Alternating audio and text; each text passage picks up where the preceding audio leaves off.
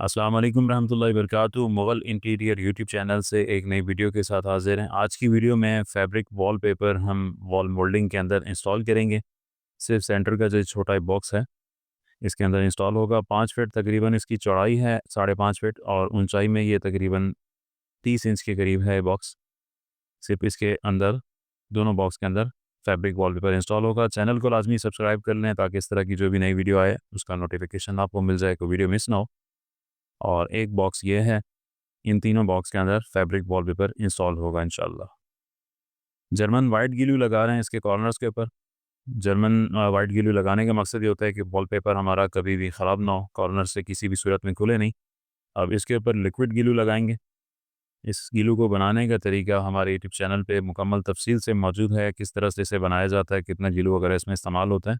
उसका लिंक इंशाल्लाह डिस्क्रिप्शन में लगा देंगे, या अगर आप चैनल विज़िट करते हैं तो वहाँ पे आपको इसकी डिटेल मिल जाएगी ग्लू बनाने की। इसमें लिक्विड ग्लू भी इस्तेमाल होता है, जर्मन वाइट ग्लू भी इस्तेमाल होता है, और पानी का भी इस्तेमाल किया जाता है इस ग्लू को तैयार करते हुए। इसका मकसद ये होता है कि वॉलपेपर हमारा अच्छे से पेस्ट हो जाए। अब ये पहला पीस लगा रहे हैं। चौड़ाई बॉक्स की तकरीबन 5.5 फीट के करीब है और मार्बल का डिज़ाइन है। तीनों बॉक्स के अंदर सेम एक ही डिज़ाइन चलेगा।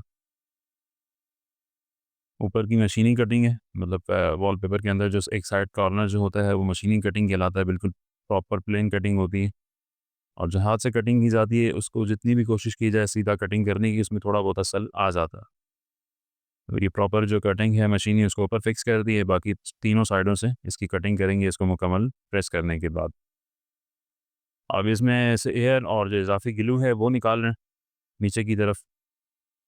सेम यही तरीका है। अगर आप विनाइल लगाना चाहें, विनाइल का भी यही तरीका होता है। विनाइल में सिर्फ ये है कि वो स्टिकर होता है, उसमें आपको ग्लू लगाने की ज़रूरत नहीं होती, डायरेक्ट आपने उसके पीछे सेफ्टी पन्नी उतारनी है और उसे पेस्ट कर देना है। उसमें एयर वगैरह और बबल्स वगैरह जो है वो निकालने होते हैं, इसमें जो इजाफी ग्लू है वो भी निकालना होता है। फैब्रिक वॉलपेपर है, इसका भी आपको दिखा देते हैं करीब से कि किस तरह का इसका इफेक्ट आता है। ये इसका फ्रंट है, ये इसका बैक साइड है। Polyester fabric wallpaper. वॉलपेपर हमारा मुकम्मल इंस्टॉल हो चुका है, अब सिर्फ साइड की कटिंग करना बाकी है। तीनों साइडों से कटिंग होगी और ये फाइनल हो जाएगा। एक साइड की कटिंग हो गई है, नीचे की कटिंग कर रहे हैं। इस तरह से स्क्रैपर और कटर को साथ मिला के कटिंग की जाती है। बहुत आसानी से कर सकते हैं, आप भी विनाइल लगा रहे हों या फैब्रिक लगा रहे हों या जो कागज़ वाला वॉलपेपर आता है वो लगा रहे हों, कटिंग का तरीका सेम यही होता है।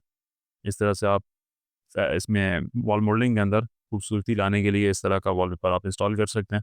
वॉल मोल्डिंग का अपना एक लुक आता है, लेकिन अगर उसके अंदर आप वॉलपेपर इस्तेमाल कर लें तो उसका जो लुक है वो मज़ीद बेहतरीन तरीके से निखर के आता है।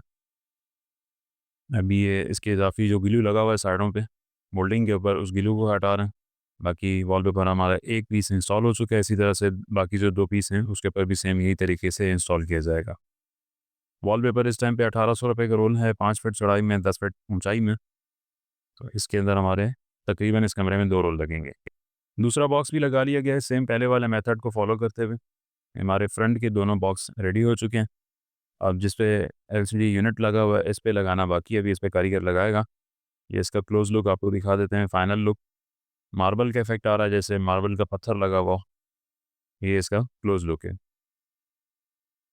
ये एलसीडी वाला बॉक्स है मोल्डिंग का, इसके अंदर भी वॉलपेपर हमारा इंस्टॉल हो चुका है। एलसीडी को उतार के लगाया गया ताकि फिनिशिंग अच्छे से आ जाए। ये इसका फाइनल लुक है।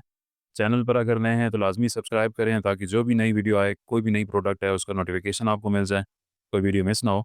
मिलते हैं इंशाल्लाह किसी दूसरी वीडियो के साथ, तब तक के लिए इजाज़त दीजिए। अल्लाह हाफ़िज़।